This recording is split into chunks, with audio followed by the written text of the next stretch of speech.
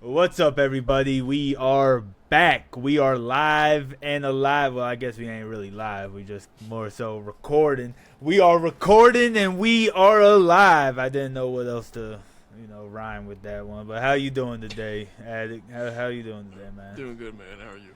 I'm good. I'm good. Just I see my microphone peaking. This is the crazy thing. But you know, we're here today to review just three animes today. We gotta get our feet wet, put our little toes, our little piggies in the water right quick and splash around before we actually get serious with the reviews and everything. But we're gonna be talking about ReZero, Mushoko Tensei, and Sparks of Tomorrow. And honestly, I think these out of all the ones, I might not be watching a lot this season, but I honestly feel like these might be the three best ones of the season. I don't know how you feel about it, but Um, I would say story wise, that's a fair assessment. Um, I would also probably have to throw Bleach in the fold. Um, okay, there's this one. So I'm watching Goodbye Laura as well. That story is really hooking me a lot. That's the one that's based off the Little Mermaid. okay. One of y'all was talking about that. Either you or Silva was talking about it. I can't remember. Probably me. Yeah, I know that is one that we do plan on putting onto the docket to be talking about as well. Is Yeah.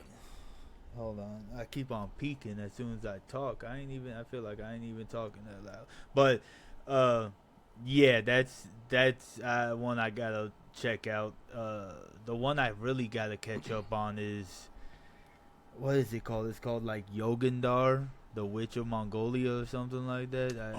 Oh, that one I actually haven't started yet. I need to. I might just wait till it's out and just binge it. I mean that's fair. It feels like one of those ones. The art style on that one reminds me of Ranking of Kings. Yep. That's what it reminds me of. And you over here, I don't know if y'all are watching the video. This man just did a Men in Black memory erasing flash on the camera, right there. I don't know if that's gonna pop up and everything, but he's got like strobe lights going on or something. I don't know why my camera does that. It does it so like in all my videos. I don't get it. That's fun. But the crazy thing is, I don't be seeing it come up on any of your stuff. A lot of times when I be watching, I don't be seeing like the flash come up. So I don't know if it's just like a recording thing. Well, in my reactions, it would always pop up. I don't know how to stop it. So, Maybe I just like gloss over it because I'm used to it now. We been recording on and off with each other for about a year and a half. yeah. Well, shit, a short time. But anyways, I don't think they really want to hear us yap about nothing though. Let's talk about Sparks of Tomorrow. Uh, I feel like this is probably the best pure storytelling series of the season right now. It reminds me of Orb. Okay.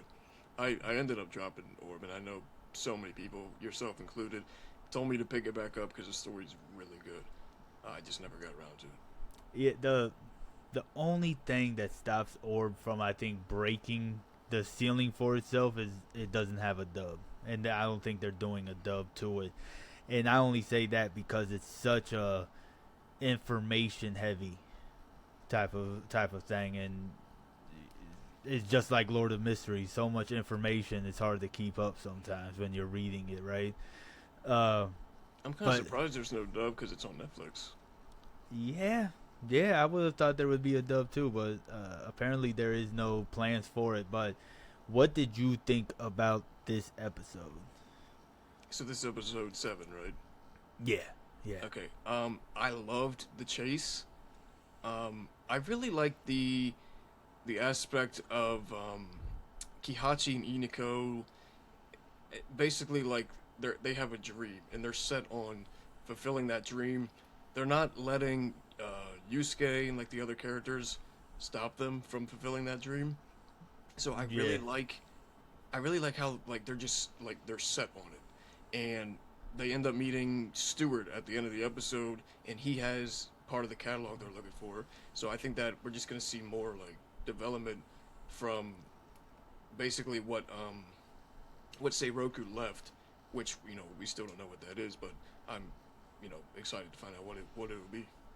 Yeah, and actually, I don't think it's a part of the manual. I think it's the real one. Mm. I can't think. What's the brother's name? I can't think of Say none. Roku. Yeah, say Roku. He doesn't have the real manual. He has some of the smaller stuff like the battery and like the love connection one with the helmet and everything. But if I might be wrong, but I'm pretty sure he doesn't, like, he has like a dummy of it, and the teacher Stewart has the real one of it. I'm still trying to figure out everybody's connections of it though. I did enjoy the the chase of it all.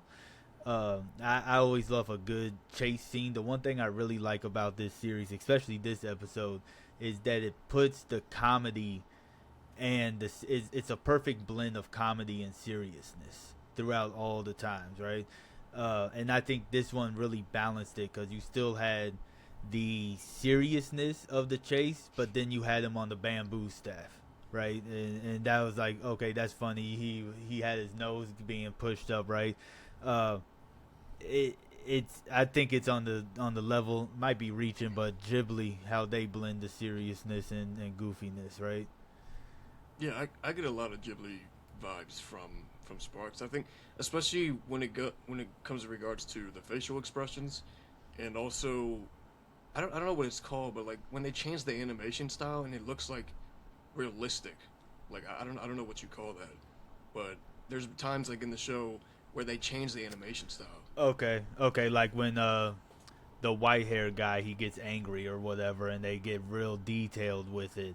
And I Yeah. I know you're not talking about like uh Golden Boy or Elusive Samurai when they do that ultra realistic shading stuff. I know exactly what you're talking about. Like the canine teeth really look like canine teeth and stuff like that. My favorite aspect is when they go into the dark and it's Mm, all negative.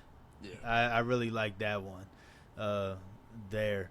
I did mention it up before.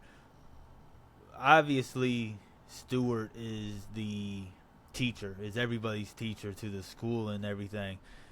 What do you think the connection between white hair guy and then the burn scar face? I'm sorry, y'all. I know I'm looking like a straight larper right now, not knowing anybody's name, but hey, it's like that sometimes.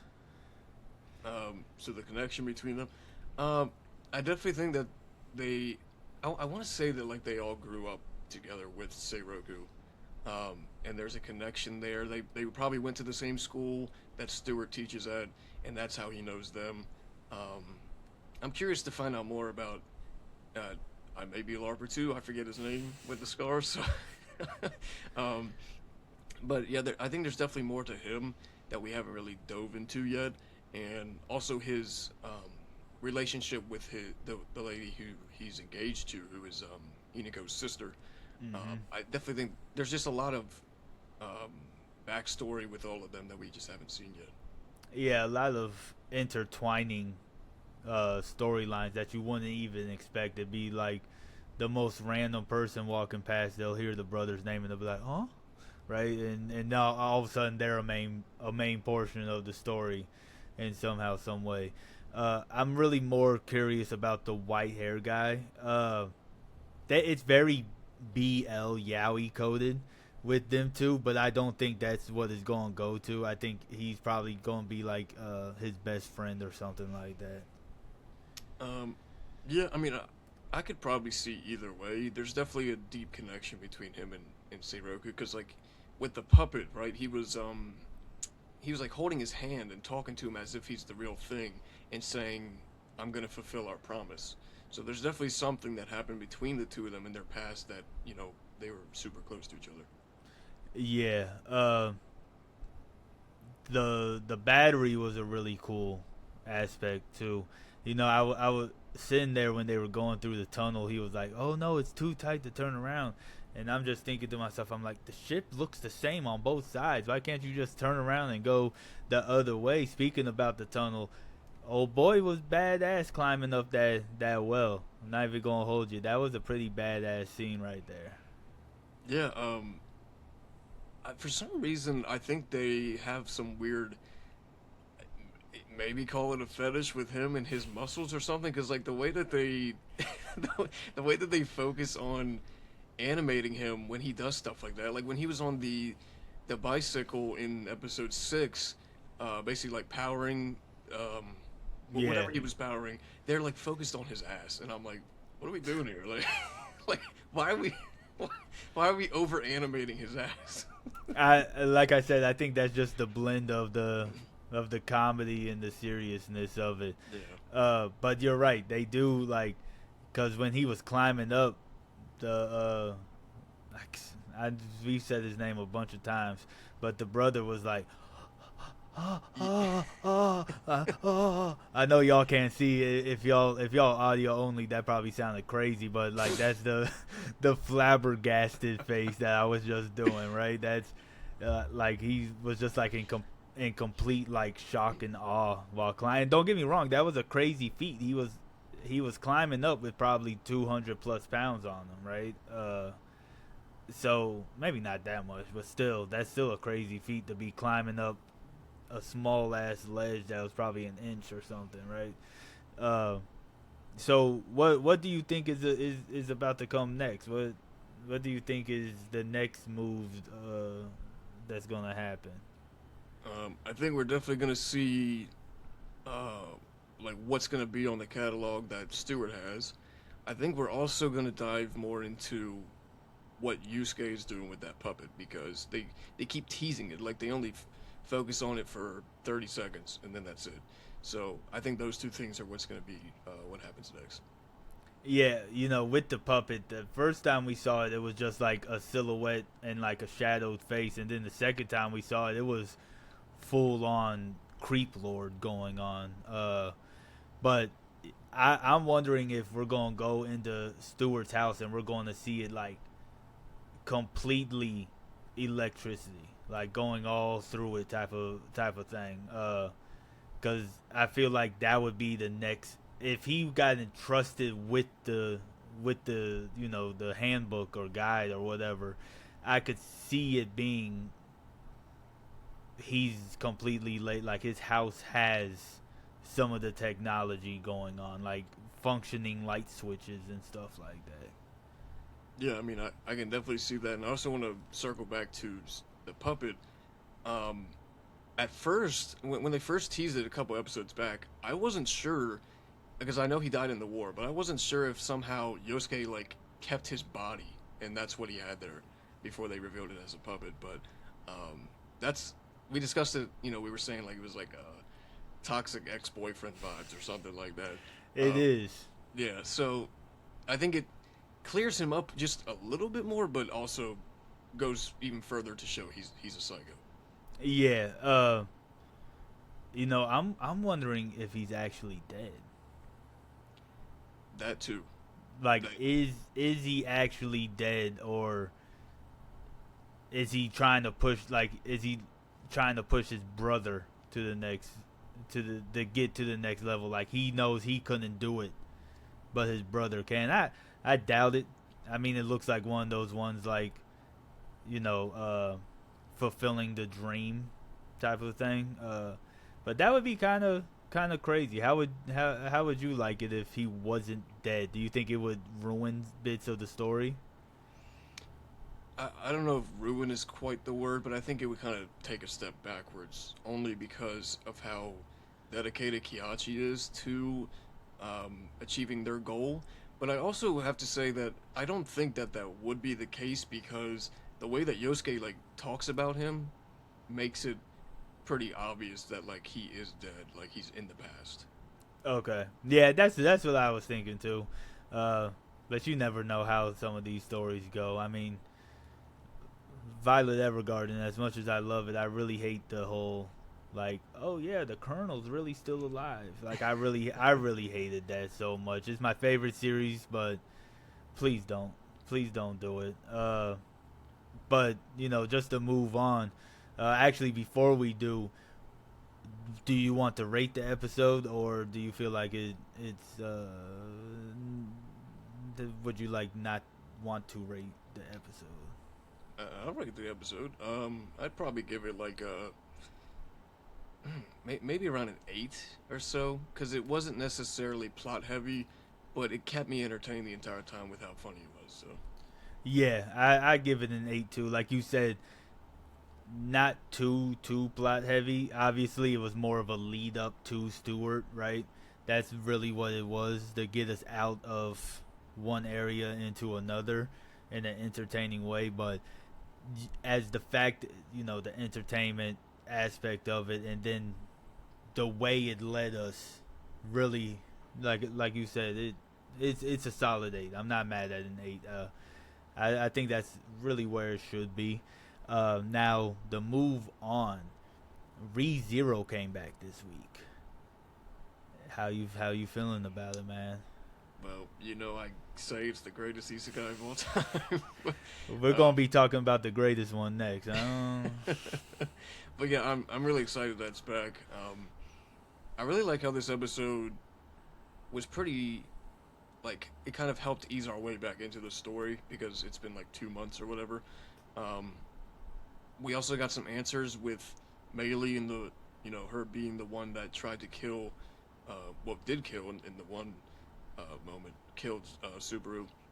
So I'm excited to see like what's gonna happen next with Reed, because they were kind of having like a game plan, some sort of meeting, and I wasn't quite sure if it almost seemed like he was like outside of I don't know, they call it a gate or whatever they call it that they pass through, but it looked like he was outside of it now. Wasn't he outside of it at the end of the first part of the core? Wasn't he outside of it then? Probably, and I just forgot. Yeah, because I think he had like walked up when after Amelia put him in that ice cage, and then like he was like just saying like Natsuki Subaru or something. No, it was after he killed Meili. I think he had popped up and he was like, man, what the are you on about right now? And then like he took the chopsticks and oh shit. I done split in half. I done fractured dimensions. Let me just get over here right quick. The show must go on. This looks crazy, don't it? Got two Tims I'm talking to. This is crazy. I'm gonna keep talking as I at least just reset my camera. That reminds me of the time where your mouth just kept. we all started dying. Hey, look, this podcast gets scuffed a lot, man. I tell you that much. But anyways, yeah. Now we did see the whole Meili thing going on, and we did see that they were planning out. Now, how did you feel about the whole Rom situation that was going on? Right, he kind of went to go address her. Now, from the way that I know, like kind of like the novels had explained it, was because this I haven't read beyond this, but I did read Arc 6, and I'll probably read Arc 7 after this one is over. But the way that it's explained is that after the 4 times he died, he kind of figured out like she wasn't mad at him. She was more so like sad, and like the reason why she walked away was she knew Subaru didn't want her to see him like that type of thing. That's why she walked away and didn't look back when he said something. So how'd you feel about that moment? Part of me is, as I'm watching it at least, pissed off at her because of the way that she responds and treats him. But at the same time, I can understand because she just cares about Rem so much, and she feels like Subaru's kind of playing games with this whole thing. Like, and she's like, "Oh, but you care about her so much. Why are you doing this?" sort of thing. Obviously, we know that he can't help it because of every time he's died and he lost his memories and stuff. But I just think that the two of them need like a therapy session or some shit because they've always been like uh, butting heads and stuff like that. So I feel like they gotta. I don't know. Maybe I feel like this was a step closer to them being on good terms. But I always feel like there's been something bad between the two of them. Yeah, well, that's because from her perspective, he always breaks a promise, Mm. right? And I think a lot of that stems from when he did that shit during the knighting ceremony, when when he embarrassed Amelia and stuff like that. I think that's where a lot of that animosity comes from. And then yeah, she's sad about the because he's the only one that remembers Rim. Uh, so then he forgets. So she's sad about that, but she is upset with him about just breaking another promise. Right? That's pretty much what he did was break another promise. Uh, and you know I'm kind of you know what, going back to the I'm not sure if they put it in the anime, but at the bottom of the stairwell, Beatrice and Sharla was down there, just in case Amelia couldn't catch them in time. He had a backup plan. Mm. Okay, yeah. I don't think it showed them. It really just showed Emilia with her ice catching them. I think that was all they showed. Yeah, yeah, and this is actually the first time Subaru has included Amelia in a plan from the very beginning. Oh wow, really? Yeah, every other time he like it's like mid scene or whatever but this is the first time that he's actually was like I need you type of ordeal. Uh Now you said you were waiting for Reed. No, I ain't gonna drop no spoilers. But that man is broken. I'm letting you know that now. He is probably the most broken character in this arc. Hmm. So, what are you expecting from here on out that you know, like, Subaru has pushed past what was holding him back before? Um, I think it really all just boils down to strategy because I don't think any of them, Julius included, can go against Reed. Um, you know, sword for sword type of battle. But I just really feel like if they all work together in some sort of way using strategy, then they could probably beat him. And I to go back real quick, I wanted to point out the thing with Amelia. So I feel like because he lost his memories, he doesn't have that attachment, like he doesn't have that love for her, and that was why from the beginning here he included her because in the past I feel like he's always afraid something's gonna happen to her. That's why he never includes her in it. Yeah, that makes sense. He might have known who he was before, loved her, but you're right. He might not have that exact connection as of right now. Uh, because we haven't talked about ReZero at all. How do you think he even lost his memories? Oh, wasn't that the? Oh man, there was the one character under the hood. I thought that did something to him, didn't they? It Under was like the out. I remember the one scene. It was like outside, um, the tower. Man, I wish I remembered fully.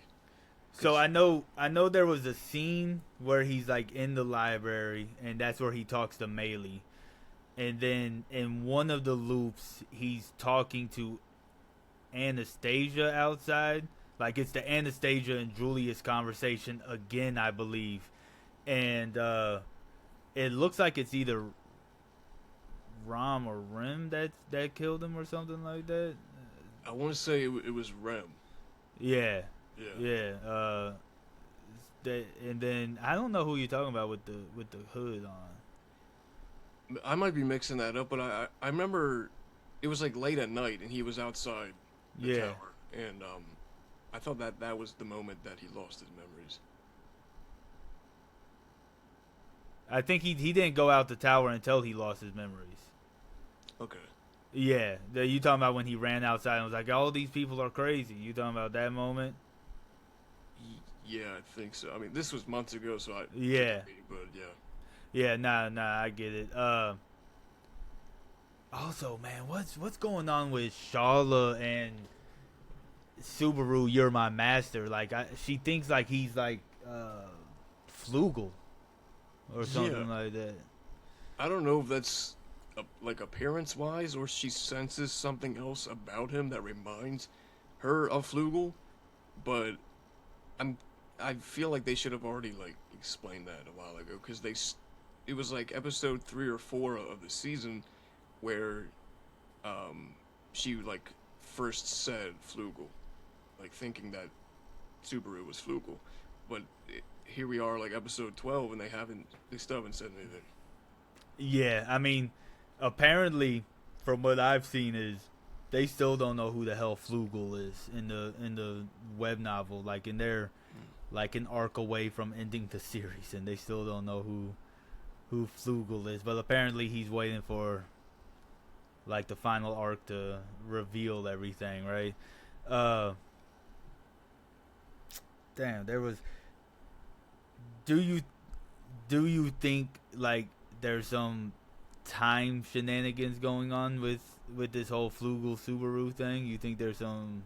Because yeah, I know we've talked about it before. This was before we even knew about Flugel, but I did bring up like Amelia is uh The one witch. Amelia is yeah is the witch of envy, or Satella, and Aldebaran, isn't that his name? Al is Subaru. Those are the two things I was talking about. Do you think there's something going on with him if it falls within that little cluster of like this really is who it is and everything? Yeah, well, I definitely think there's something there. Like, I don't know whether it would be something where he is him or it could be someone he's related to in a way. I think there's multiple routes they could take. Like, it could be either one of those because I think any one would be a plot twist that would shock a lot of people, at least anime onlys. Um, so yeah, I'm think it's something to do with that. What if what if it was his dad, right? Like his dad had got isekai, and the whole time he's trying to get out of the shadow of his dad. Like that was the one thing he was beating himself over, just to be confused with him. Honestly, that did cross my mind when I was thinking of like when I pointed out it could be someone he's related to. I was like, what if it was his dad? Because we got that one episode, season 2, I believe, where he like somehow went back to the real world and saw his parents again. So I don't know if that's like the only time we're ever gonna see them, or they might tie it into the story later on. Yeah. But other than that, I know we strayed off from the episode, but was an overall great episode for ReZero. I think it's a great way to bring it in. And they're doing a great job with the adaptation of what they're going on. Obviously, they can't put everything from the light novels in there, but they're doing a great job of the adaptation. Is there anything else you want to add to it? I think we covered just about everything that, like I said, it wasn't really much. It was a slow burn episode, so like I think we covered the main points. Yeah, it was more of a let's move on from Core 1 type of episode. Like, Yeah. he solved it all at the end of Core 1. He reset, and now he's going to close all the doors from that one and start figuring everything out. And I think that was the whole point of the conversation at the table, to tell us, like, we're not doing that loop anymore. Like, we're moving on from it. And what's even crazier is that the tower isn't like, it seems like the tower's like in a different space time dimension, right? But Satella can still see him there. Like, Satella's still showing up. Like, nah, you're not going to tell anybody about what's going on right now. Like, I think that's Satella type broken, because she's like sealed and everything, and she's still doing all this stuff. Yeah, I mean, I could definitely see her being behind it, like, because I'm pretty sure the tower is like shifting, like it moves. Like the rooms are always changing, are they not? I don't think so. I don't No. think they're. Or maybe I'm just kind of mixing it up with like all the loops that we've gotten, and I felt like something changed, but Yeah, I mean they do introduce a lot of new stuff in every loop, so and of course they're not showing you like no directions or anything like that. Uh, but what would you rate this intro episode? for this one I would probably give it an 8.5 because I think it has a really it does a really good job of diving deep into Melee and her backstory, um, and kind of tying up the loose ends, like you said, of core one. So You know what? We didn't even talk about the melee stuff. I think they brought it up when he read the Book of the Dead, but she got she was wild, and then she became submissive when she started getting turned into a frog. Like she was turning her into a frog, and Elsa, like she doesn't like Elsa from what I was seeing. Like she does not like Elsa, but it's like a Thorfinn type of relationship and escalade. Like you killed my beast, so I gotta kill you. Like that's what I'm going on. I think at some point in time she like built that relationship with her. But how do you feel about Melee? I honestly feel really bad for her. I think she just had a rough past to where it kind of shaped her into who she is. But now, like when they were having that meeting, Subaru was basically saying, like, that's not how things are gonna be from now on. Like, we're gonna take care of you. We're gonna show you how to do things the right way. Um, and I do agree with you. I do think that she really like despised Elsa because of the way that she brought her up. Yeah, yeah, like she doesn't really want to think too much about Elsa, but she has like Munchausen syndrome or something like that, whatever Stockholm syndrome. That's what I'm looking for, Stockholm. But yeah, you know what? I probably get it like an 8.5, 8 type of rating. It's really hard for me to see White Fox fumbling this arc, right? Arc 6. It's hard for me to think that they're going to fumble it with how good Core 1 was. But you said ReZero is the best isekai, yada yada yada. But let's go to the real banger right now, right? Let's go to the real one, the one everybody loves to hate, right? Jobless reincarnation. What was it? Episode 8, I Yes. believe. Yes. Man, they really dropped a lot on us in this episode. I want to jump to the ending, but let's take it. Let's take it one step at a time. How was you feeling about this episode? What kind of stood out to you? Mm. I mean, I guess it kind of goes towards the end, but the way that Nanahoshi was like constantly coughing, like something happened to her, um, and is his name Parages or something like that? Uh, Perugius. I'm pretty sure that's Perugius. how you say Okay. his name. Yeah. I really like the introduction of his. Well, so I'm trying to remember. Was he the one that they fought back in season one? They didn't fight him. They fought the mask guy. Okay. That's who Ghislaine fought. But that we did see his castle, and we did see him like right before the incident happened. We saw like his face like shadowed over and everything, and like he sent. I think his name is like Aramanfi or something like that. To go down and fought Ghislaine. So all those spirits that we saw are all just lane level. They're all Mm. sword god level going on. Just to put into like perspective of who they're surrounded by right now. Yeah. So yeah, I really liked his character being brought into it, and so I watched 6 and 7 together, or excuse me, 7 and 8 together. I'm trying to remember which episode it was where they went down into, um, I don't know if it's quite a labyrinth or where they went into, It but was all this episode. Anything that had to do with the castle was all this episode. Last episode, they summoned the watermelon. Oh yeah, yeah. Okay. Yeah, that was the watermelon episode, and then this episode. So, before we jump to that, because I know what you want to talk about, it's actually like a very crucial part, right? But when they were actually flying through, when they got teleported, right? Uh,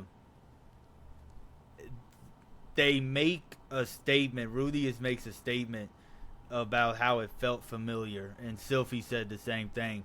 They did the same exact thing. Like that's them moving through the void, and that's what happened during the teleportation incident. Yeah. So it was like the same exact thing, but the way he describes it is like this time it's like a controlled taxi taking us somewhere instead of us just going any in everywhere. Uh, and then we get to meeting him, Perugius, and he's the most magnanimous ruler that we've ever seen. I'm just gonna let it know now. Uh, but as we're walking past, Zenoba loves it there. Zenoba's having a good time. Everybody else is on edge, and he's just like, "Hey, look, man, I love the artwork, man. I love it. I love it." But when he brings up the book, I want to say right before he does it, he says something to Rudy in the light novel, and Rudy doesn't connect the symbol or whatever, and that's the first time he's ever been disappointed in Rudius for not recognizing it.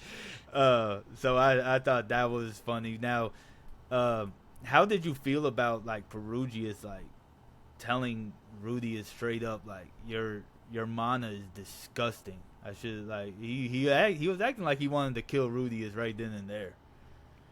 Yeah, I think he just notices how strong Rudius has gotten since their last encounter, even though they didn't like actually fight. But um, I mean, I wouldn't say he's afraid of him, but I definitely think he realizes that he could become a threat, and so that's why he like felt the need to say that. Yeah. Oh, so it's hard because I don't know what they're going to touch on next episode. But during the meeting, I don't even know if I want to tell you because it might be a spoiler. Uh, but there is something that actually comes up from season one because I'm not obviously you can see the link. He is a dragon, folk, just like Orsted. Do you mind if I tell you, or you want to just wait until see if it comes up? I think I'm aware. Okay, okay. But uh, you do you think he's gonna help Ariel? I don't know. Maybe. He kind of looked like he didn't want to, right? He was just Yeah, like, like I I want to lean towards no, but then there's always the type of thing where like they make it seem like one thing and then they do a complete 180. So like that's why I'm like a little hesitant to be like, well, not to say completely no, but it is possible. yeah. Actually, go back to when they first walked in. Do you think they would have killed Rudius if he said he knew the man god? So that's what I was wondering if they're like what the reason was of them asking. Like I thought that they did know that he knew who he was and they were like testing him. So when he said, well, I feel like Sylphie kind of answered for him, and then Yeah. he kind of just like answered along with her. But I feel like if if he would have said yeah, there definitely would have been some action, like You something would happen. you think so? Yeah. Yeah, I think so too because it is kind of well, when they walked through the gate, this only Sylphie and Rudius had glue up or glue up. What the fuck? Glowed up. uh, and that's because of the Laplace factor. That's What's that again? so Laplace he is like going resurrect, right? And he put a factor of himself into everybody, not everybody, but certain people are born with the Laplace factor, and they can be. There's a chance that person might actually become Laplace. Sylphie was born with the green hair. That's a part of the Laplace factor, and Rudius just has an absurd amount of mana. That's the Laplace factor, and there's another one too. I can't think of what the other one is. Uh, but why do you think he wants to name their son? Honestly, I kind of glossed over that point because they kind of like he brought it up and then Sophie just continued speaking. Yeah. So I don't think I really had a thought on that. Um, yeah, honestly I have no idea. You think it's just kind of like an offhanded type of comment that he got going on? I feel like maybe he just kept asking like I feel like he knows more than he's letting on, and like he just keeps testing Rudy in some sort of way. Okay. I mean, yeah, that makes sense. Now, I don't know if them eating the Japanese food comes before this, but I thought that was a pretty wholesome moment right there. In the light novel, Rudius is actually sitting there asking for all these ingredients, and he does ask for like soy sauce. That's the like the fermented sauce in the Bihero kingdom. That's what he's talking about, is like a form of soy sauce, but he didn't want like they didn't have any or something like that. So they do make it. It is kind of the same. I think it's very wholesome seeing Nanahoshi cry, and actually, even though she hated it, it just gave her a sense of home. I like Nanahoshi, honestly. I think she's a great character. Yeah, I've always liked her too. I feel you know, kind of I guess kind of to describe Rudius's character, I feel like he's sort of lying about how he feels. I feel like almost just any girl he encounters, he's almost just like, yeah, like I would. So when Sylphie's like, you know, she says he was teasing him, which could be partially true, but I also feel like she's partially kind of going like is because she had brought up a couple episodes ago like about a third wife. So I feel like she could have been like, is this the third wife? I mean that makes sense because none of them have met who everybody's expecting to be the third wife, right? Sylphie and Roxy have not met her; they just have heard about her, right? Uh, I'll let you know this right now. Sylphie don't care about much, but rule number 1, no Nanahoshi. Rule number 2, no Nanahoshi. Rule number 3, no Nanahoshi. Okay. But that's because I don't think they explained it too well. But because she's known Rudius her whole life, the fact that she was like, we share something from our homeland, like we're from the same homeland or something like that, it threw Sylphie off. Because only about what 2 people know about Rudy as being a reincarnation. And that's the man god in Nanahoshi. I don't think anybody else knows what's going on with him right now. But let's go to the part where we find out Oda stole the mural idea from Mushoku Tensei. One Piece Jack and Mushoku Tensei.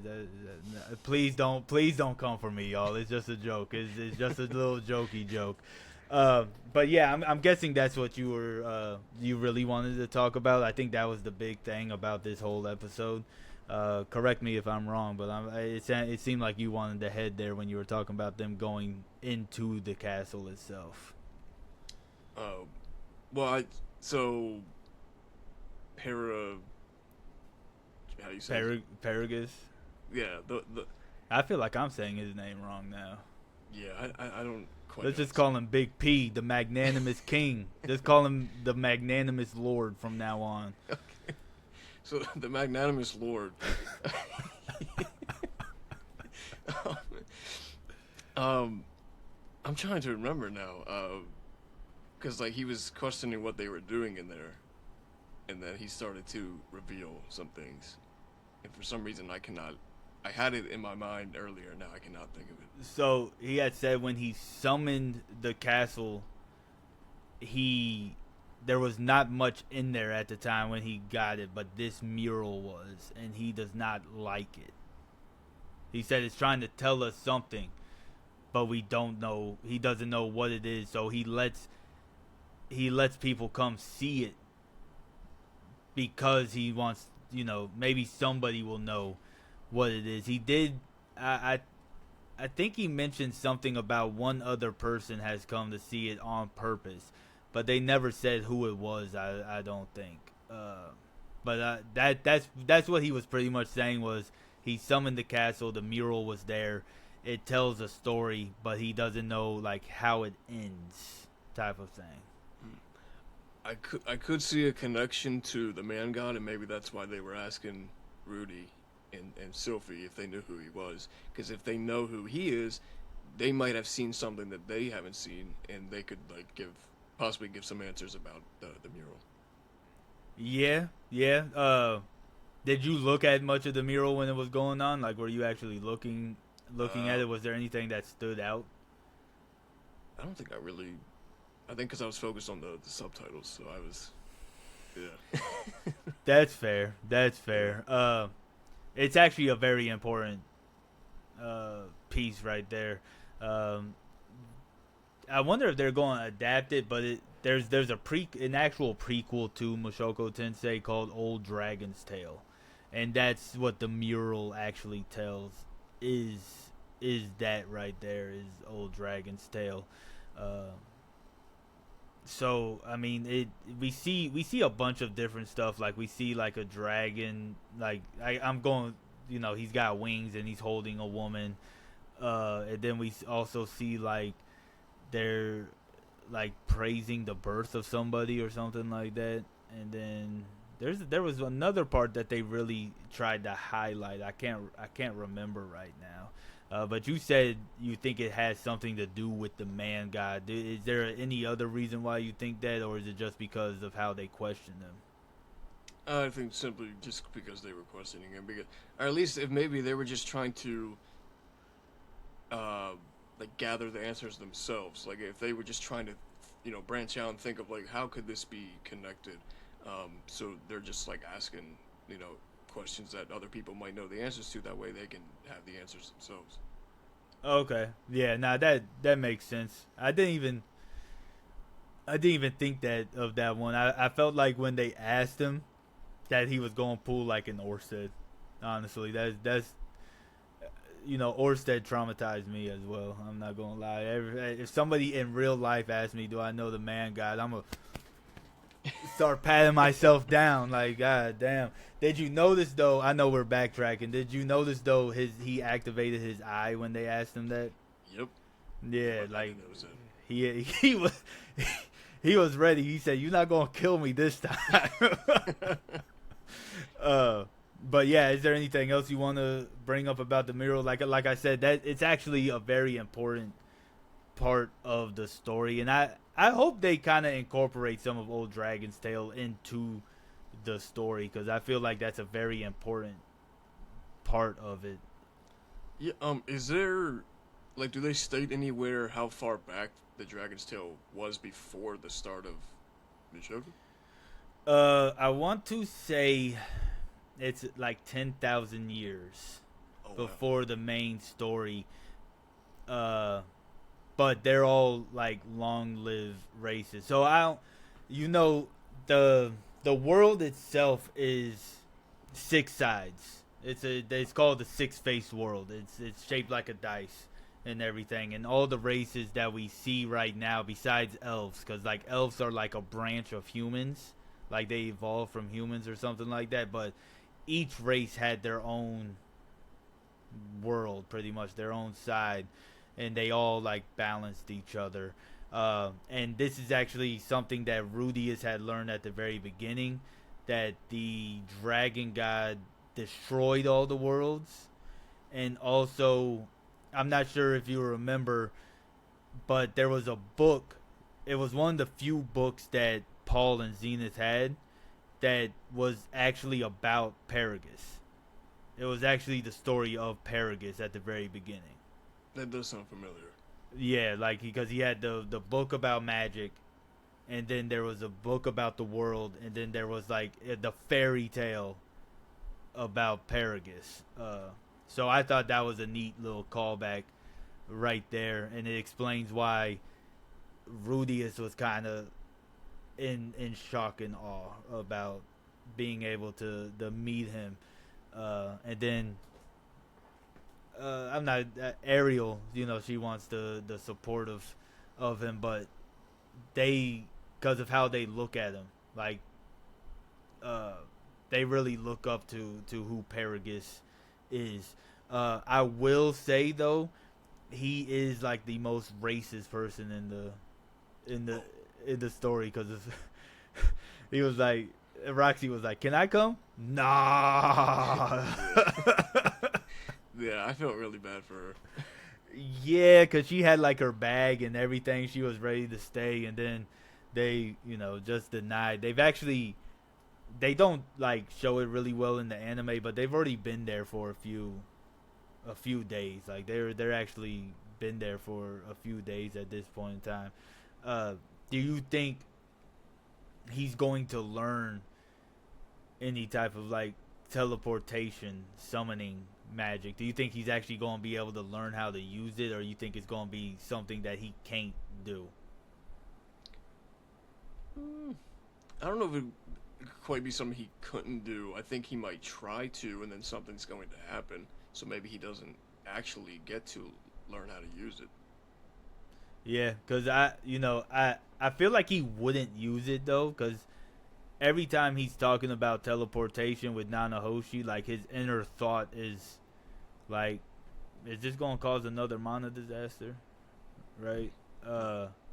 So I don't know. But before we get to the last thing, notice when they went through the void, he was Rudius. He wasn't Earthius. He was actually Rudius, which has me wondering if Man God is trying to manipulate his mind by like what's going on? Like why is it when Man God brings him in, he's his Earth self, but we just see him in the void and he's himself? Like what's going on with that one? Because obviously it's the same place, right?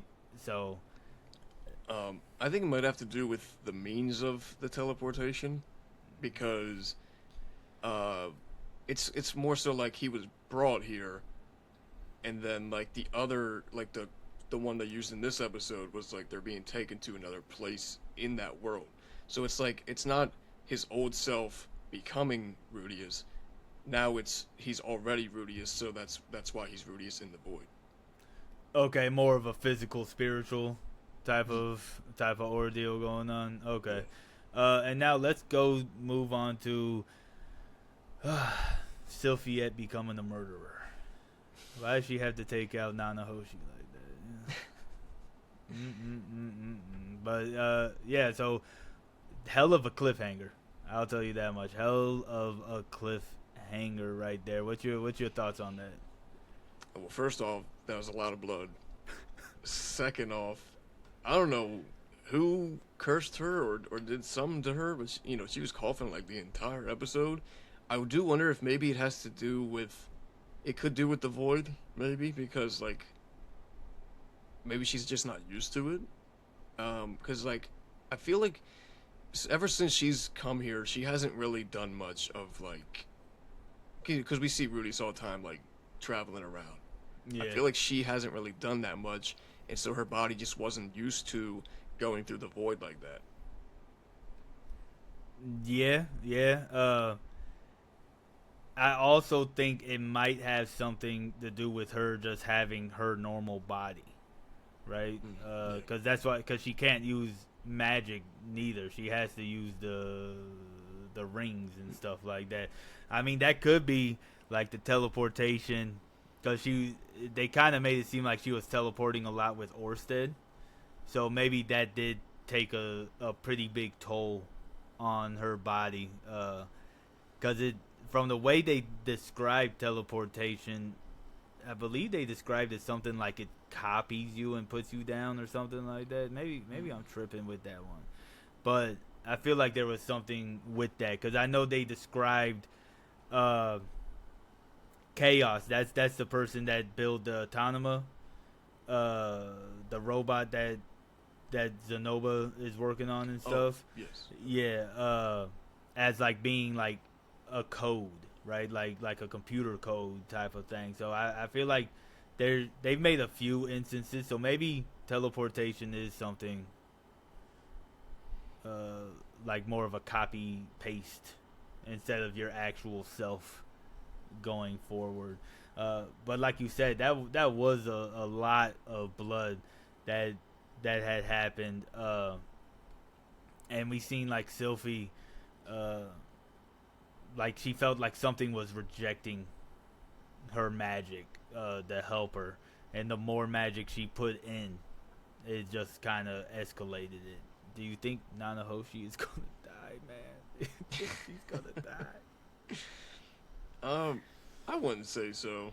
I mean, I think especially Rudy's could probably figure out the curse and then use some sort of magic to fix it, or even if they possibly go back and get Roxy's help, she could also do something. Yeah, Roxy's not stepping place on the Chaos Breaker. She is not stepping on there. I'm letting you know that now. Not gonna happen. I was more maybe more so thinking if they were to use the Take. book to go back to Okay. yeah. Okay. Yeah. Now that makes sense. That makes sense. Yeah, I could see that happening. I know when it happened in the light novel, she's looking at her hands and she shows it to Rudius, hoping Rudius had an answer, and then she passes. She passed out like we saw in the anime type of thing. So, I mean, it's a mystery about what's going on with her, and you know, it kind of adds to the world building that somebody not of that world, maybe there is something that's going on affecting that person, right? Because you would expect somebody to catch like at least a cold being transported to another world, right? So maybe she has like tuberculosis or something. She has jobless tuberculosis. I think that would be lame. It's got to be something cool, like she got cursed or something. Maybe Orsted cursed her. Who knows? Man God? Maybe she had an interaction with Man God that we don't know about. Well, I feel like she definitely would have if she was from the real world and came here. I feel like there was definitely some sort of interaction, but they just never revealed it to us. Yeah, that could make sense. Anything else you want to add? I did want to ask: do they have they revealed Paragus' age at all? No. No, okay. We know he's at least 400 years old though, because old the that's how long ago the second demon human war was. So we know he's about that old at least. There was something else about Paragus that I don't think that they brought up, or maybe they did. Uh, I can't remember. It was on the tip of my tongue. Now it isn't. Damn. I wish I could remember what it was, man.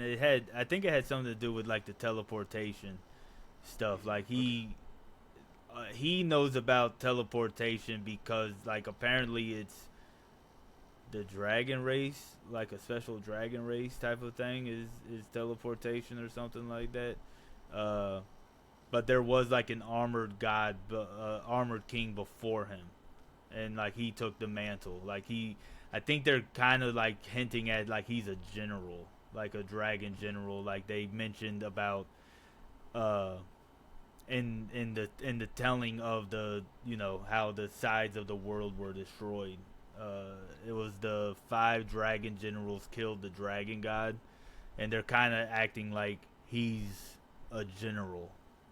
So that's kind of interesting about what's going on because we know Orsted's considered the dragon god, and then we have this guy named the dragon armored king who took up a mantle of a general. So it's like, are they going to end up fighting? Are them two going to end up fighting?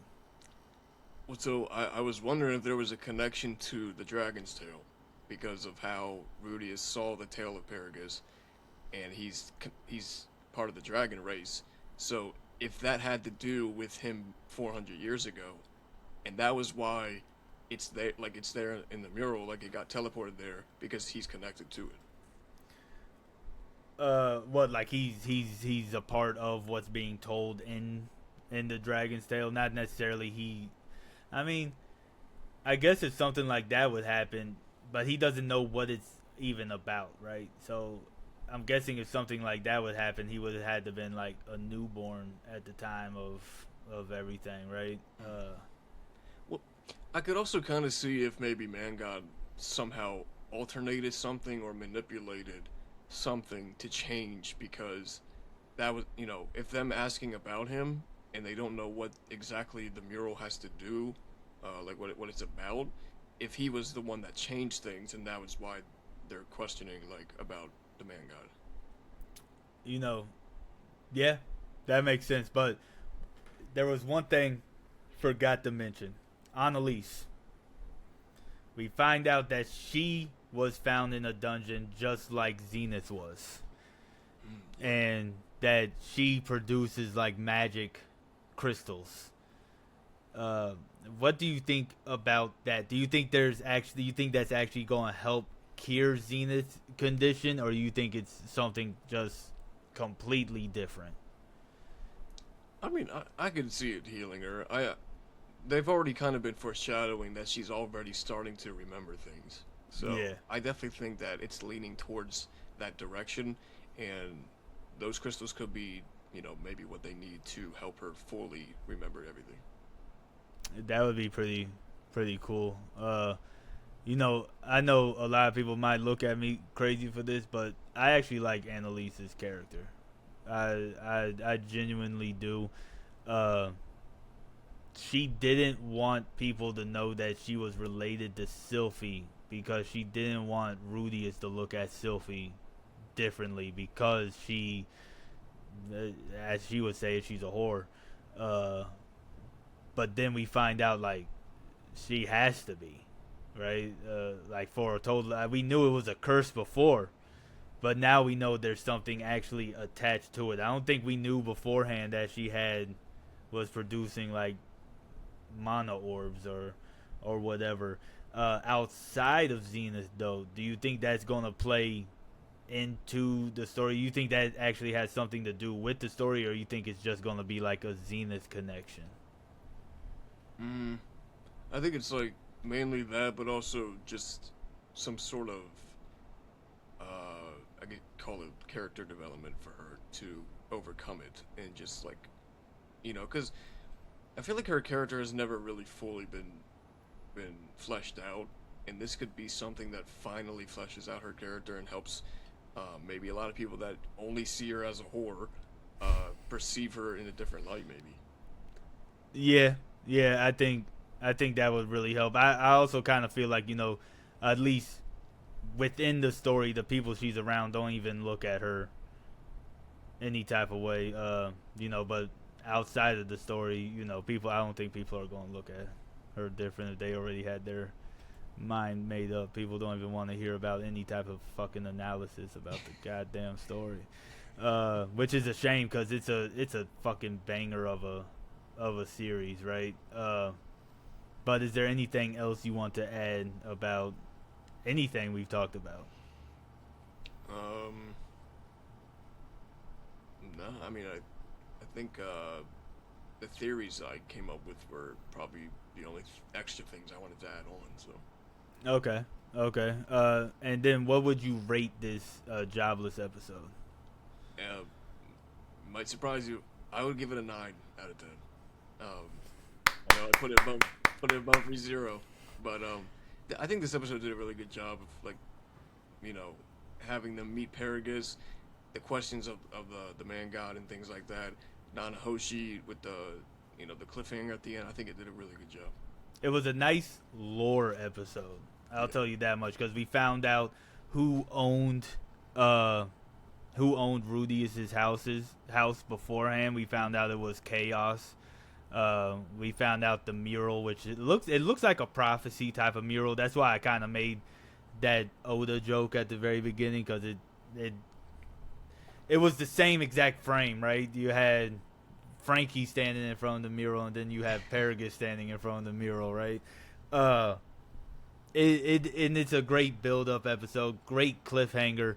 I think you're really going to enjoy this second half of Core One. If I'll be honest with you, uh, what this season is going to cover is probably the best.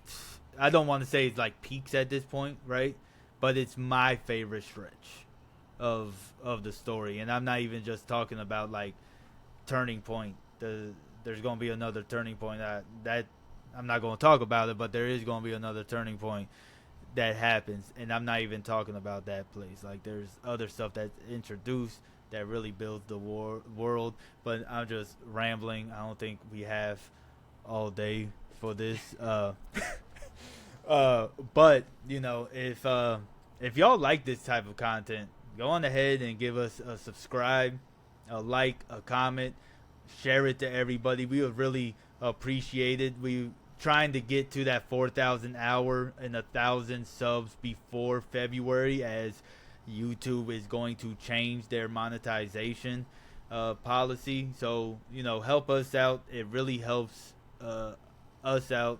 I know it sounds like it's all about us, but helping us helps you get this great conversations that we do. And Addict, thank you for joining me. The great co-host. And catch y'all next week for, I can't even say like week. I guess it is week 9, right? It would be week 9. But we plan on at least having Ghost in the Shell in there. Dear Laura, is that what the other one is?